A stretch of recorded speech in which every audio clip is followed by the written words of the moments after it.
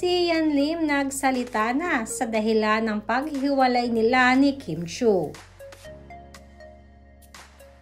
Alarming nga ang mga nangyayari ngayon sa buhay love team at truth life relationship sa showbiz industry.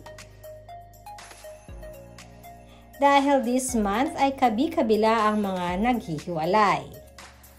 At halos lahat sa mga ito ay mga tinitingalang love team sa show business. At ngayon nga ay hot topic din ang magkasintahang Kim Chiu at si Yan Lim. Matatanda ang 2012 pa na mapabalitang may relasyon sina Kim Chiu at si Yan Lim. Kahit pa 2018 nga nang aminin ng dalawa na officially ay may relasyon sila. Madami ang nagsasabi na bagay silang mag-partner dahil pareha sila may dugong inchik. At hindi daw di umano magiging conflict pa para sa kanilang dalawa. Marami din silang tradisyon na magkapareho kaya hindi na rin sila mahihirapang makibagay sa isa't isa.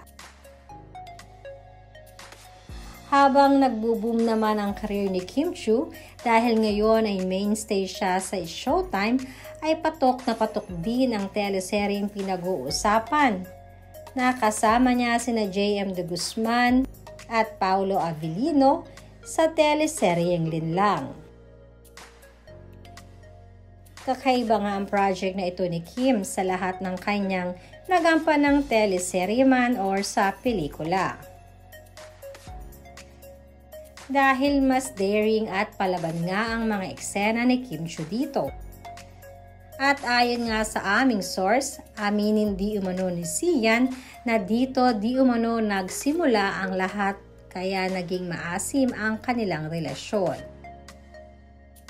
Isa na dito ang mga daring scenes ni Kim Chiu na noon pa man ay tinututulan di umano ni Sian. Madami naman ang umaasa na sana ay hindi totoo ang balitang ito, lalo na ang mga solid avid fan na Kim C.